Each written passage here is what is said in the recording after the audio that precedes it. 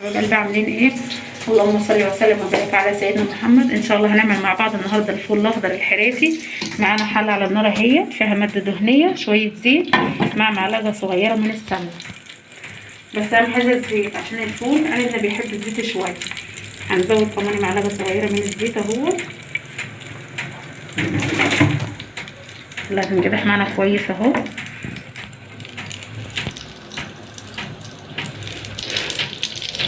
هنا بصله اهي هنزل في الماده الدهنيه بتاعتنا اهي، نقطعها قطع صغيره اهي اهي.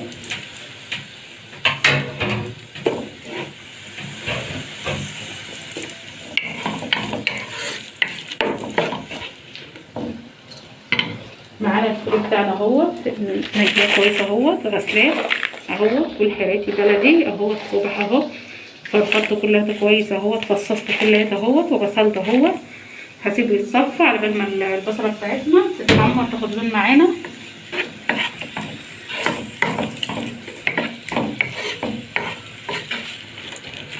اهي هتكون البصله بتاعتنا ابتدت تاخد لون اهي. هننزل بمعلقه ثوم اهي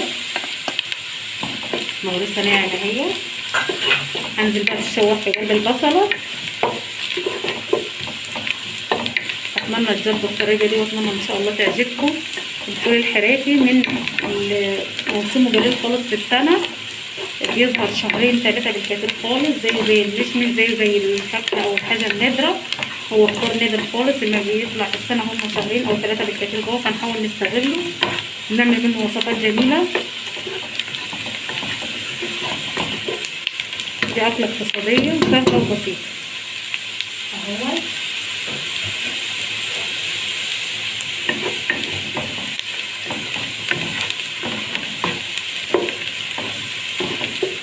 البصله بتاعتنا ابتدت تلون اهي والثوم خد لون اهو. هننزل بالفول بتاعنا اهو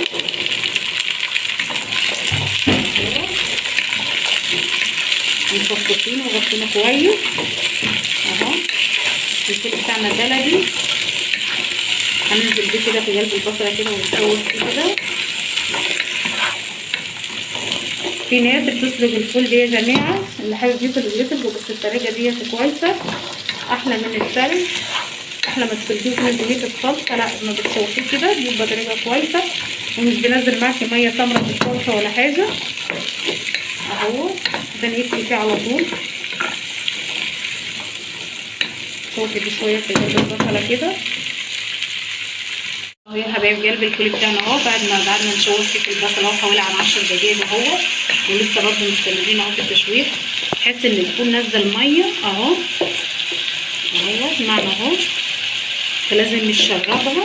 الميه اللي هو نزلها دي كلها لازم نشرب الميه بتاعته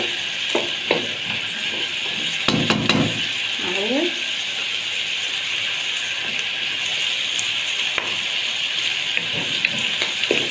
اهو. بتشوح الفول بتاعك لغايه ما هو وصل للدرجه دي. المقدار اللي معنا ده مقدار 2 كيلو فول. 2 كيلو فول شوحناه كويس اهو، فصصناه وغسلناه وشوحناه كويس اهو في البصل بالثوم اهو. هننزل بحوالي كيلو طماطم مفروم اهو.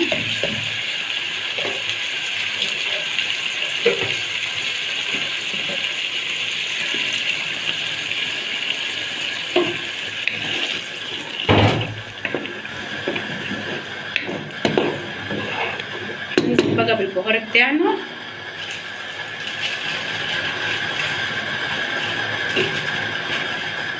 نص معلقه من الكمون اهي،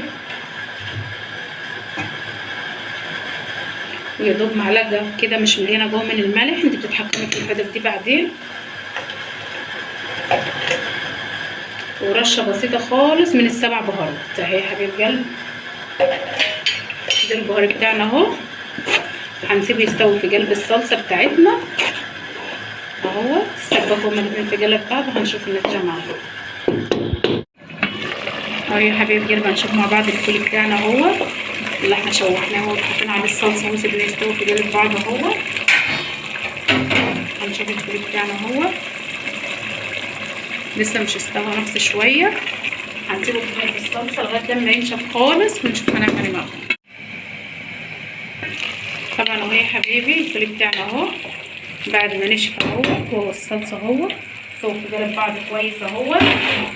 هنبدا بقى نحط جعد الفول عليه اهوت.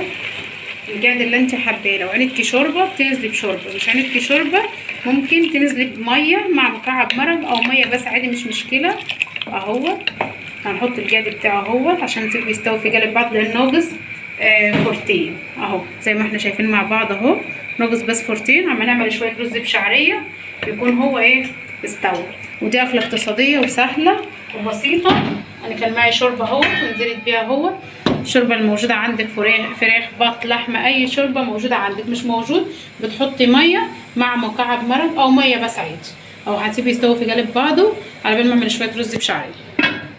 طبعا اهو يا حبايبي قلب الفول بتاعنا اهو بعد ما استوى معانا اهوت. انا هديه النار عليه خالص على بال ما طبخت شويه رز بشعريه جنبيه اهوت. اكله اقتصاديه وسهله وبسيطه اهو يا حبايبي. طبعا اهو يا حبايبي قلب اهو بتقدميه جنب شويه رز بشعريه اهو. اكله معاك اقتصاديه وسهله وبسيطه خالص. ادي معنا اهوت الفول الاخضر بالحريته اهوت، عملناه بالصلصه اهوت مع شويه رز بشعريه وخلاص كده سلكتي بيه يوم كده. معنا اهوت اكله اقتصاديه وسهله وبسيطه وسريعه اهو يا حبايبي. اتمنى ان شاء الله تجربوها، اتمنى الاشتراك في القناه وتفعيل زر الجرس عشان يوصلكم كل جديد مع اسرار المطبخ مع نوره. واتمنى عامل لايك لاي فيديو تشوفيه عشان يكون في مقترحات. واتمنى ان شاء الله تجربوا الوصفه دي.